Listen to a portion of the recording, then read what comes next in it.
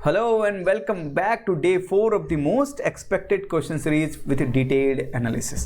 तो जैसा कि आपको पता है कि यूपीएससी 2019 का रिजल्ट आ गया है और जिस तरह से इंटरव्यू के कुछ दिनों बाद ही 3-4 दिनों बाद ही रिजल्ट आ गया, तो ऐसा लगता है कि इस बार प्रीलिम्स 2020 4 अक्टूबर 2020 को होके ही रहेगा।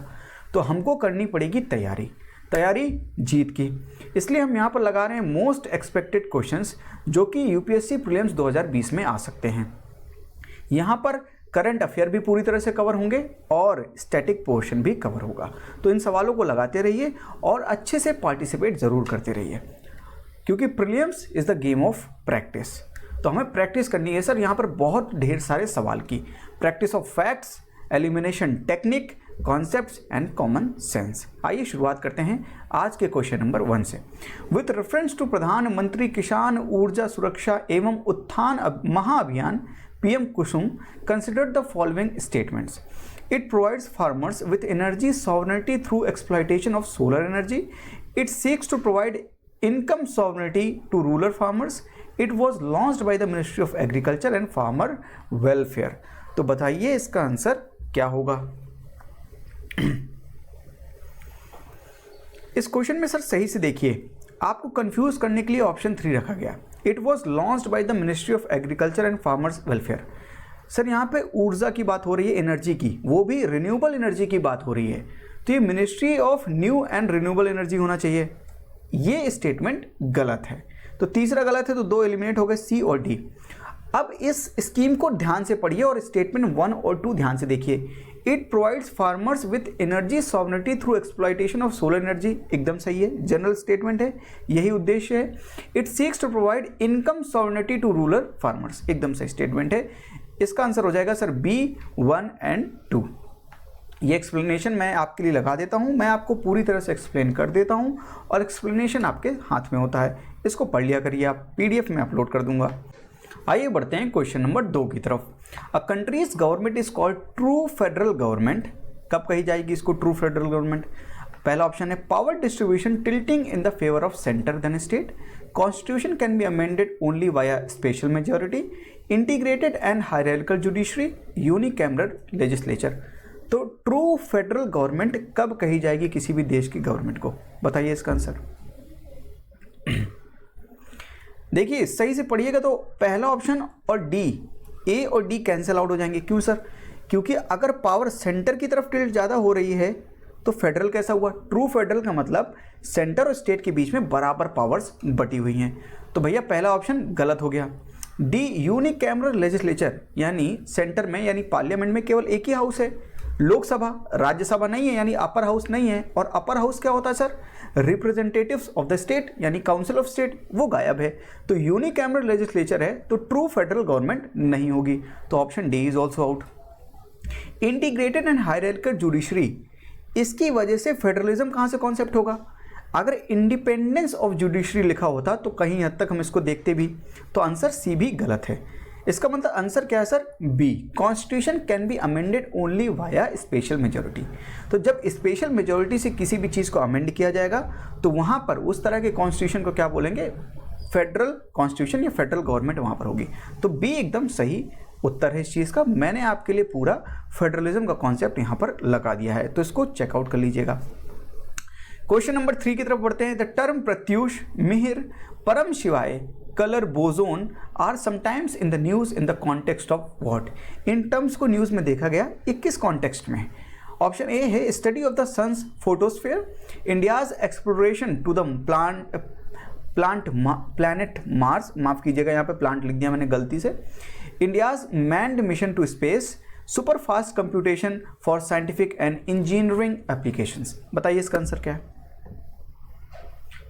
देखिए जो टर्म प्रत्यूष, मिहिर, परम शिवाय, कलर, बोजोन है, ये सब super fast computation for scientific and engineering application के कॉन्टेक्स्ट में न्यूज़ में थे। इसका आंसर हो जाएगा डी। ये आपके लिए मैंने पूरा लगा दिया है, इसको पढ़ लीजिएगा। बढ़ते हैं क्वेश्चन नंबर 4 की तरफ। With reference to rights of citizens in India consider the following statements. Right to reservation in appointment and promotion in government jobs is an implied fundamental right. Second है right to maternity benefit is implicit in the fundamental rights and explicit in the directive principle of state policy. इन दोनों statement में से कौन सा सही है, correct पूछा है सर। ये ध्यान दिया करिए, करेक्ट पूछा है कि इनकरेक्ट पूछा है, पहला दूसरा या पहला दूसरा दोनों, या ना ही पहला ना ही दूसरा। बताइए क्या आंसर है। सर इसका आंसर है बी, पहला गलत है। Right to reservation in appointment and promotion in government job is implied fundamental right. Implied नहीं है सर, एक्सप्लिसिटली लिखा है। आर्टिकल 16 में साफ साफ लिखा हुआ है, article 16 clause 4 and clause 4A वहाँ पर लिखा हुआ है। तो ऑप्शन 1 गलत हो गया statement. Right to maternity benefit is implicit in the fundamental right and explicit in the directive principle of state policy. ये एकदम सही है। देखिए जो राइट टू मैटरनिटी बेनिफिट है ये आर्टिकल 21 के अंतर्गत इसमें इनहेरेंट है, इम्प्लिसिट है। ठीक है सर, राइट टू 21A है क्या सर, राइट टू एजुकेशन। और आर्टिकल 42 ऑफ द कॉन्स्टिट्यूशन यानी DPSP directive principle of state policy में इनको साफ साफ लिखा गया है, तो ये वहाँ पर एक्सप्लिसिटली दिए गए हैं। तो ऑप्शन बी यानी एकदम सही हो गया। Second statement is correct statement. ठीक है सर, आइए बढ़ते हैं क्वेश्चन नंबर 5 की तरफ। Which of the following is not be encountered by a ship traveling from Mumbai to the United Kingdom by the shortest route possible? तो Great Bitter Lake, Strait of Hormuz, Gulf of Aden, Strait of Gibraltar, इन चारों में से कौन सा encounter नहीं किया जाएगा, बताइए। सर इसका आंसर है, थोड़ा सा अगर आपको एक भी में पता है, जैसे कि आपको स्ट्रेट ऑफ हॉर्मुज अगर पता है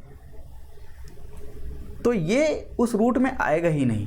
तो ऑप्शन जो नहीं पूछा है, अगर आपको ग्रेट बिटर लेक नहीं पता है, ये सब चीज़ें थोड़ी कॉम्प्लिकेटेड है, नहीं भी पता हो सकती हैं, लेकिन स्ट्रेट ऑफ हॉर्मुज न्यूज़ में था तो इसकी लोकेशन पता है, इसलिए ये क्वेश्चन इंपॉर्टेंट है कि अगर आपको इसकी लोकेशन पता है तो ये ही आंसर नहीं है, क्योंकि ये रूट में नहीं आता है। ठीक है सर, ये लगा दिया है मैंने आपके लिए। देखिए स्ट्रेट ऑफ हॉर्मुज यहाँ पर पड़ता है, ये लोकेशन देख रहे हैं, ये यहाँ पर, और ये रूट अगर इंडिया से जा रहे हैं तो ये रूट ऐसे आएगा। ठीक है सर, यूके की तरफ ये रूट, सॉरी माफ़ कीजिएगा, यहाँ पे ऐसे पहुँचेगा यूके, यहाँ पे ये यूके है सर।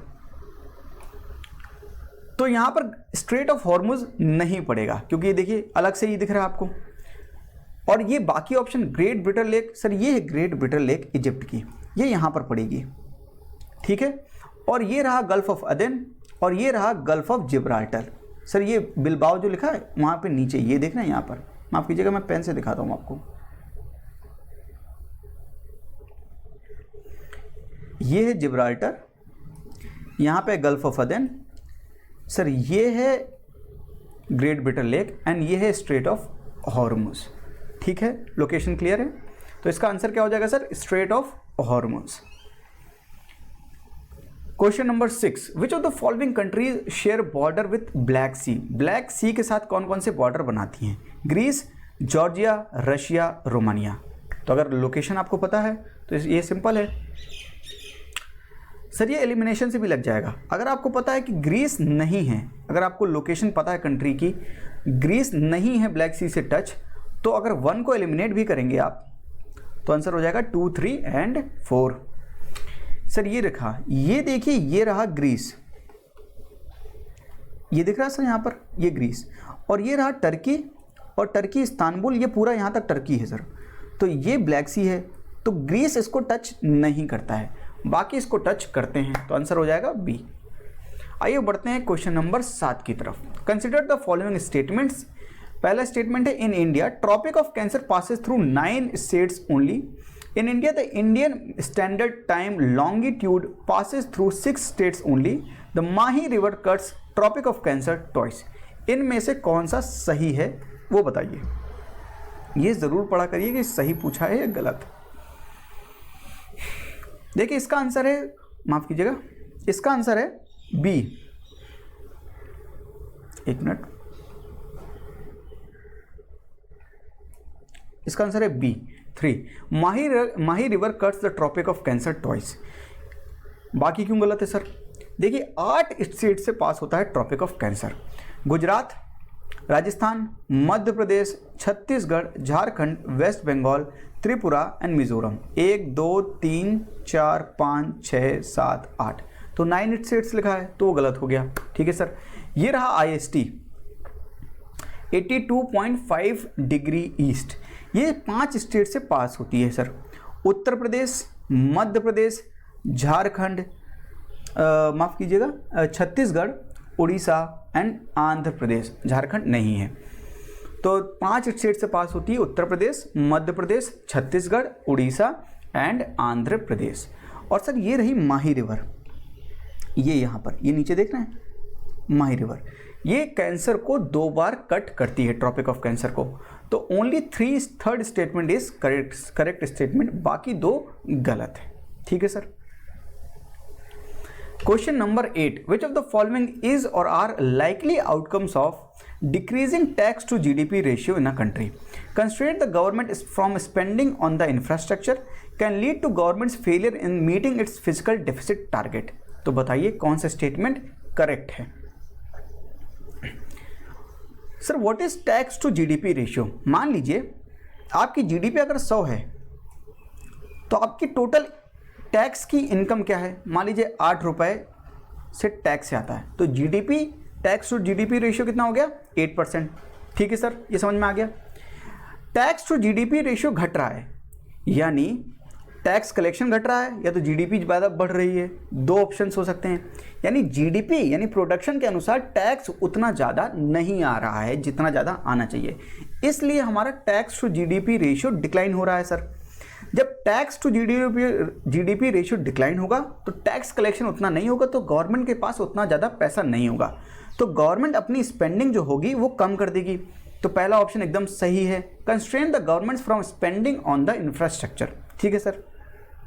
दूसरा फिस्कल डेफिसिट टारगेट, तो सर मैंने फिस्कल डेफिसिट यानी पूरा इसका कॉम्प्रहेंसिव एनालिसिस किया है, मेरा एक पूरा कोर्स है फिस्कल पॉलिसी के ऊपर, वहाँ पर मैंने फिस्कल डेफिसिट सारे तरह के डेफिसिट अच्छे से समझाए हैं। आप प्लेलिस्ट में जाइएगा, पूरा फिस्कल पॉलिसी का कोर्स ले लीजिएगा, फ्री ऑफ कॉस्ट है सर, यूट्यूब पर ही है।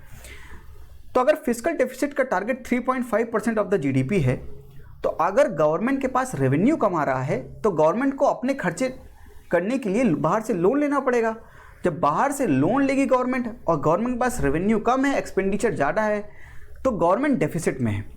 जब गवर्नमेंट डेफिसिट में है और रेवेन्यू और कमाने लगा तो सर और ज़्यादा डेफिसिट में चली जाएगी, और जो उसका टारगेट है कि इससे ज़्यादा लोन नहीं लेना है, वो टारगेट भी वो क्रॉस कर जाएगी, तो can lead to government failures in meeting its physical deficit target. ये स्टेटमेंट एकदम करेक्ट स्टेटमेंट है।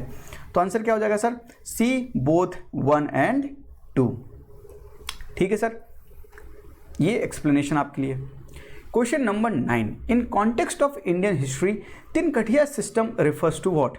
A system where Indian peasants were forced to grow indigo on a part of their land, a new taxation system introduced by the Lord Cornwallis on the Zamindar, the tax sharing system between Britishers and villages under Mahalwari system, the revenue sharing system between Britishers and peasants under Raiyatwari system। बताइए तिनकठिया system क्या है? Modern history का सवाल है sir. इसका answer है ए, A system where Indian peasants were forced to grow indigo on a part of their land। तो 3/20 जो लैंड था उसका 3/20वें भाग पर उनको इंडिगो उगाना पड़ता था, उसको प्रोड्यूस करना पड़ता था। इस चीज़ को बोलते हैं तिनकठिया सिस्टम। ठीक है सर, ये पढ़ लीजिएगा। Question number 10, consider the following statements. Carbon pool is an reservoir or system which has capacity to accumulate or release carbon. And second option is carbon stock is the quantity of carbon contained in a carbon pool। कौन सा statement incorrect है sir? यहाँ पर ध्यान दीजिएगा, यहाँ पर आप लोग ध्यान नहीं देते हैं। तो कौन सा इनकरेक्ट पूछा है बताइए?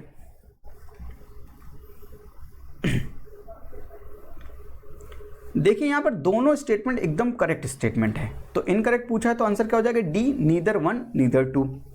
Carbon pool are the reservoir of the carbon that have the capacity to both take in or release carbon। एकदम सही स्टेटमेंट है। These pools exchange carbon with one another known as carbon fluxes comprising what is known as global carbon cycle। The 4 very broad global carbon pools are the oceans, terrestrial ecosystem, earth crust and the atmosphere। और sir carbon stock क्या होता है? Absolute quantity of carbon जो यहाँ पर होता है। The carbon stock is the absolute quantity of carbon that has been sequestered within the atmosphere, the forest ecosystem, ocean, living biomass and soil, and to a lesser extent also in dead wood and litter. ठीक है sir, तो answer क्या हो गया? D, क्योंकि दोनों statement correct है। Question number 11. If you want to see starry dwarf frog in their natural habitat, which one of the following is the best place to visit? तो भैया अगर आप starry dwarf frog को देखना चाहते हैं तो कौन सी जगह पर विजिट करेंगे? Andaman and Nicobar islands, central Indian highlands, western Ghats और ईस्टर्न हिमालयास। कहाँ पर? सर इसका आंसर है western Ghats. Starry dwarf frog is only found in single hill range in India's Western Ghat. It is not only a new species but different enough to be assigned to a new subfamily. Genetic analysis reveals that the species is at least 60 million year old. ठीक है sir, तो ये यहाँ पर he found की जाती है और कहीं पर भी नहीं मिलेगा Starry dwarf frog. Question number 12. Consider the following statement in respect of UNESCO Creative Cities Network. Sir पहला स्टेटमेंट है, it seeks to promote cooperation among cities which recognized creativity as a major factor in their urban development. Mumbai, Delhi has been included as UNESCO cultural cities. तो बताइए कौन सा statement correct है? यहाँ पर देख लीजिएगा सर, करेक्ट पूछा है कि इनकरेक्ट पूछा है। इसका आंसर है सर 1, ओनली 1 इज करेक्ट, क्योंकि दिल्ली इंक्लूडेड नहीं है। मुंबई तो है, दिल्ली इंक्लूडेड नहीं है, इसलिए दूसरा ऑप्शन गलत हो गया और पहला एकदम सही है। देखिए, Delhi is not the part of UCCN यानी UNESCO creative cities network. Indian cities which are part जो हैं वो है मुंबई फिल्म के लिए जानी जाती है, हैदराबाद गैस्ट्रोनॉमी के लिए, Jaipur craft and folk arts, Varanasi Chennai creative city of music के लिए जाने जाते हैं। इसको ज़रूर याद करके जाइएगा क्योंकि सवाल इनसे भी पूछा जा सकता है। ठीक है sir. Question number 13. Consider the following statement. As per the constitution both governor and president can be removed on the grounds of violation of constitution.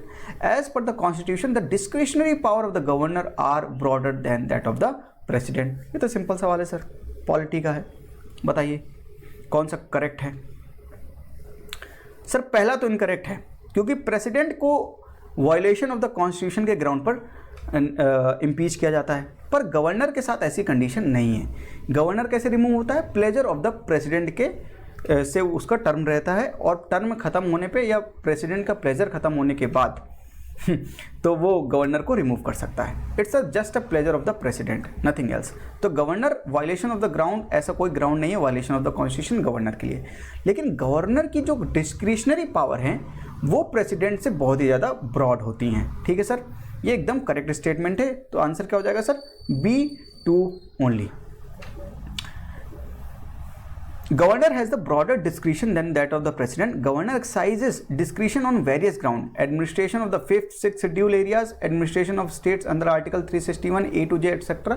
तो गवर्नर का जो डिस्क्रिशनरी एरिया है वो बहुत ज़्यादा है, वो बहुत ज़्यादा ब्रॉड है और प्रेसिडेंट को हमेशा एक्ट करना पड़ता है advice of the council of minister. Question number 14. What is the purpose of DBT, direct benefit transfer?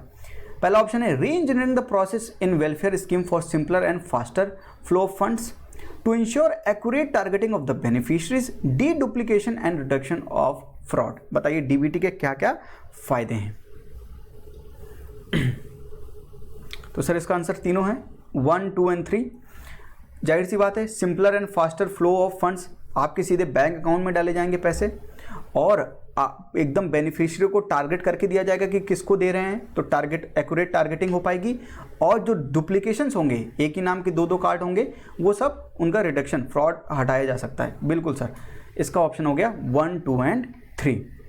Question number 15. Consider the following statement regarding 86th constitutional amendment act.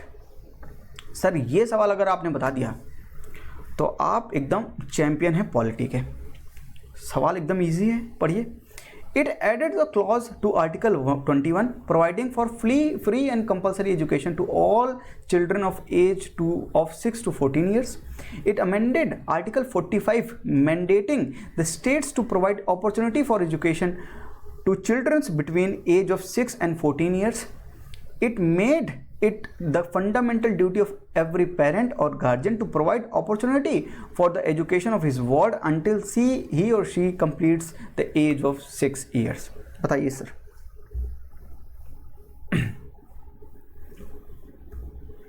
इसका answer है none of these. हाँ sir, none of these. ये article 21 में clause add नहीं हुआ था, पूरा एक आर्टिकल 21A ऐड हुआ था सर. तो पहला ऑप्शन गलत हो गया. ठीक है. दूसरा option, it amended article 45. Amend करने के बाद ये थोड़ी लिखा है कि 6 से 14 साल के बाद 6 से 14 साल के बच्चों को फ्री एंड कंपलसरी एजुकेशन देंगे. ये तो आर्टिकल 21 में बना दिया सर, 21A में. अब 45 में क्या लिखा है कि अर्ली चाइल्डहुड केयर जब 6 साल से कम के बच्चे होंगे. तो ये सेकंड ऑप्शन गलत हो गया. अमेंडमेंट के बाद ये नहीं है, तो second option is also wrong. Third, it is made the fundamental duty of every parents or guardian to provide opportunity for the education of his ward until he or she completes the age of 6 year. नहीं sir, 6 से 14 साल के जो बीच के बच्चे होंगे उनको opportunity, ये पेरेंट्स की ड्यूटी होगी कि उनको अपॉर्चुनिटी दिया जाए ताकि वो पढ़ सके. तो आर्टिकल 21A के तहत 6 से 14 साल के बच्चों को फ्री एंड कंपलसरी एजुकेशन मिलेगी और ये पेरेंट्स की ड्यूटी होगी कि उनको वो भेजें. तो sir completes the age of 6 year, ये ऑप्शन गलत हो गया. तो आंसर क्या हो गया? None of these. कैसा लगा आपको ये सवाल? पढ़ लीजिएगा. The term locus standi implies, बताइए क्या है? A third party person who assists the court in the judicial proceedings, a person who is affected by the case and hence becomes the part of the judicial proceedings related to that case. It is an advocate on record who can file a writ petition in the court, or none of these. बताइए locus स्टैंडाई का term का मतलब क्या है?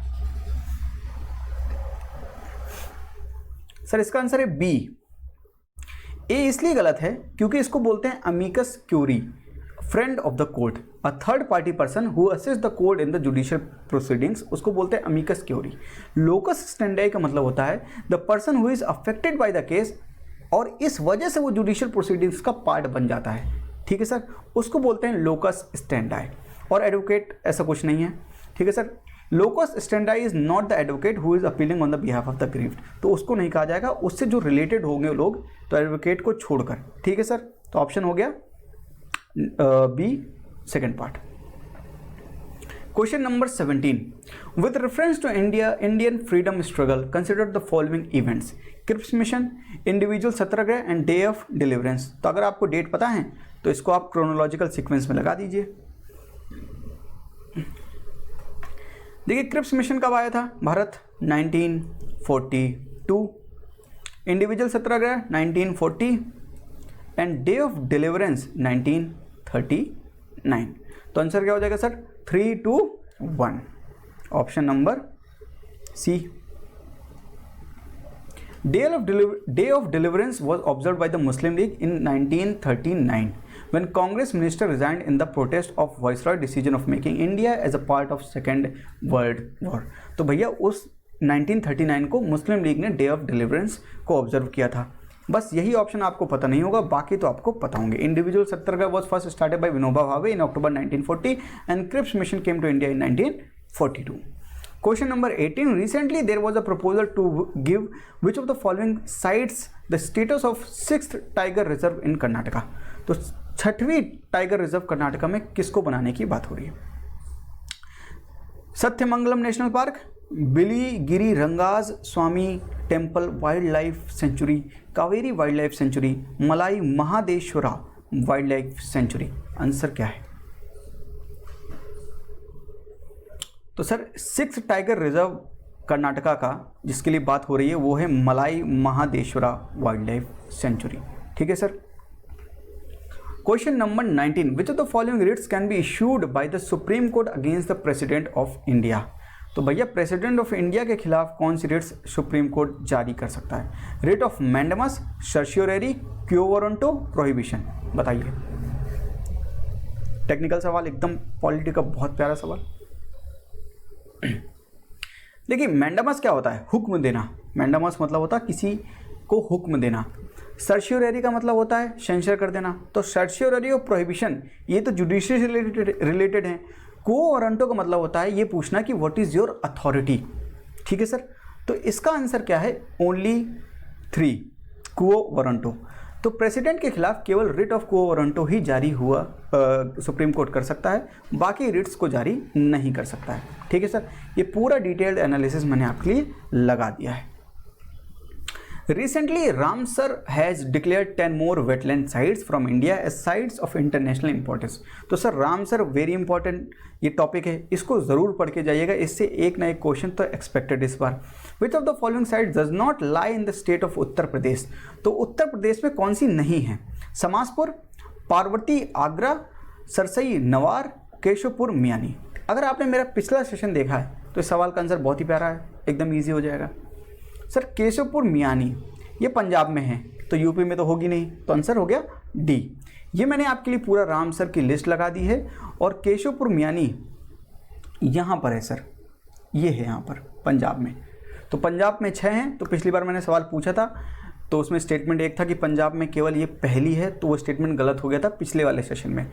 अगर वो याद है सेशन तो ये सवाल आराम से लग जाएगा। सर ऐसे ही होगा, सारे सवाल एक दूसरे को कॉम्प्लीमेंट करते हुए चलेंगे और सब एक दूसरे से सीखेंगे और इंटरकनेक्ट करेंगे तो सारे सवाल आपके लग जाएंगे। वहाँ पर भी सभी चीज़ें याद नहीं रहती है, हमको इंटरकनेक्ट वहाँ पर भी करना पड़ेगा। ठीक है सर, तो ये रहे आज के पूरे 20 सवाल। आपको कैसे लगे, थोड़ा मैंने फास्ट पढ़ा दिया आपको या थोड़ा स्लो पढ़ा दीजिए, ये फीडबैक आप मुझको ज़रूर दीजिएगा। अगर आपको वीडियो पसंद आई है तो वीडियो को लाइक कीजिएगा। ये मेरा चैनल है होप तुषांत यादव, इसको सब्सक्राइब कीजिएगा और अपना पार्टिसिपेशन ज़रूर दीजिएगा। स्कोर्स को कमेंट बॉक्स में ज़रूर लिखिएगा। सर अगर आप पार्टिसिपेट ढंग से नहीं करेंगे तो इस पूरी एक्सरसाइज का कोई मतलब नहीं रहेगा। मैं ये पीडीएफ टेलीग्राम लिंक में मैं अपनी अपलोड कर दूंगा, आप डाउनलोड कर लीजिएगा और इसके आंसर्स को डिटेल, छोटे छोटे आंसर हैं सर, आराम से एक बार आंखें घुमाकर ज़रूर पढ़ लीजिएगा। तो आज के लिए इतना ही, थैंक यू, जय हिंद।